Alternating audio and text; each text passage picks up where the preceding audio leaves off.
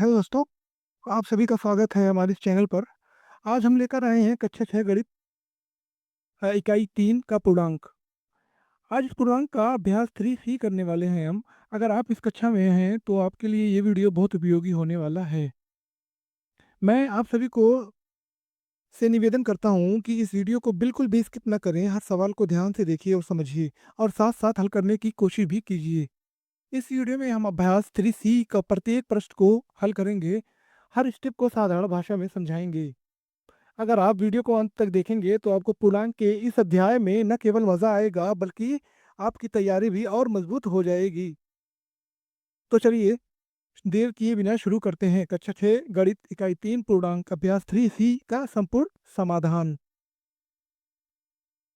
शुरू करते हैं।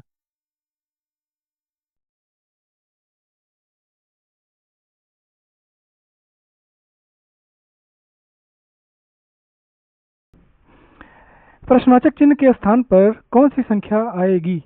ठीक है ना, इसमें देखते हैं लॉजिक कौन सा लगा है। जैसे यहाँ पे 9 है, 9 से ये 12 हो रहा है, तो इसमें 9 में हम 3 जोड़ते हैं, 12 हुआ है। अब देखिए 12 से 18 हुआ है, तो 12 में हम 6 जोड़ते हैं, 18 हुआ है। इसका मतलब 3 का दूना। ठीक है, अब 18 में 30, 18 में हम 12 जोड़ेंगे 30, यानी 6 का दूना 12 हो गया।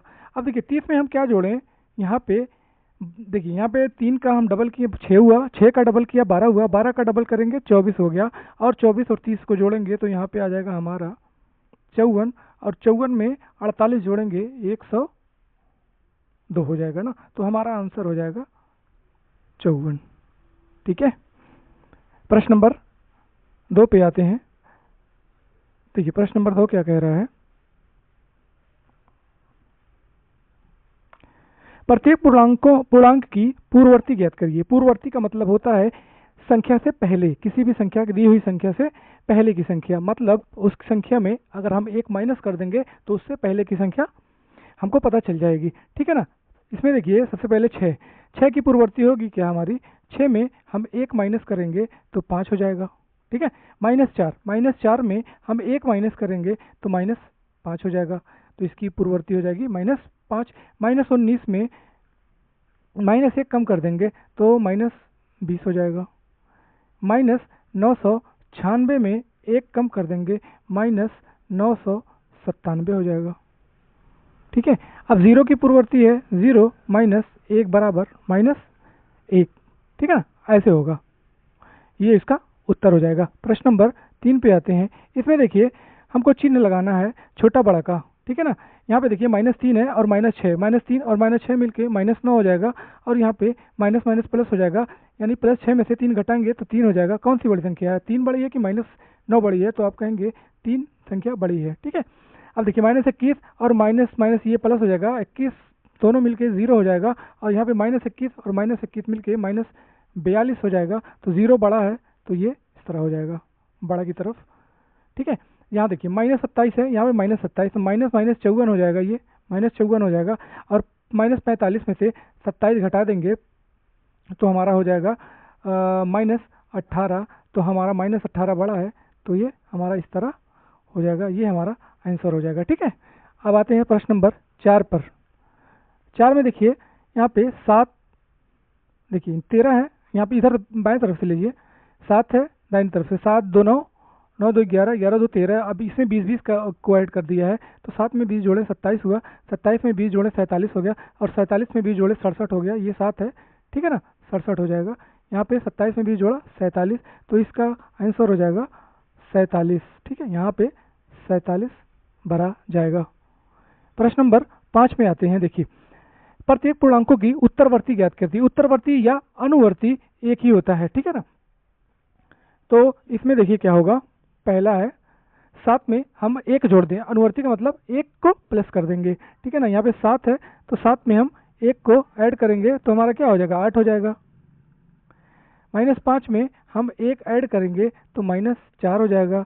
-20 में हम 1 को ऐड करेंगे -19 हो जाएगा, और -997 में हम 1 ऐड करेंगे -996 हो जाएगा। 0 में हम 1 ऐड करेंगे तो 1 हो जाएगा, ये हमारा उत्तर हो जाएगा प्रश्न उत्तर नंबर 5वें प्रश्न का उत्तर हो जाएगा। प्रश्न नंबर 6 देखते हैं। किसी स्थान पर 12 बजे दोपहर का तापमान 0 से 19 डिग्री सेंटीग्रेड अधिक था, ठीक है ना। अर्धरात्रि को तापमान 0 डिग्री से 2 सेल्सियस हो जाता है, कम हो जाता है, हो गया था। तापमान में परिवर्तन ज्ञात करिए। इसमें देखिए सवाल ये कैसे होगा, आप हल लिखेंगे यहाँ पे, तो लिखेंगे यहाँ पे 12 बजे दोपहर का तापमान, 12 बजे दोपहर का तापमान बराबर कितना है, +19 है, ठीक है ना, +19 है, ठीक है ना। अब देखिए अर्धरात्रि का तापमान जिस तरह लिख रहे हैं उस तरह आप लोग भी लिखना है। रात्रि का तापमान बराबर -2 डिग्री सेंटीग्रेड हो जाता है, ये सेंटीग्रेड है, ठीक है ना, 20 नहीं है, 2 डिग्री सेंटीग्रेड है। अब देखिए तापमान में परिवर्तन, ये पूछ रहा है तापमान में परिवर्तन क्या होगा, तापमान में परिवर्तन क्या होगा। तो तापमान में परिवर्तन बराबर होता है अर्धरात्रि का तापमान, अर्धरात्रि का तापमान माइनस लगाएंगे यहाँ पे दोपहर का तापमान, माइनस दोपहर का तापमान, ठीक है ना।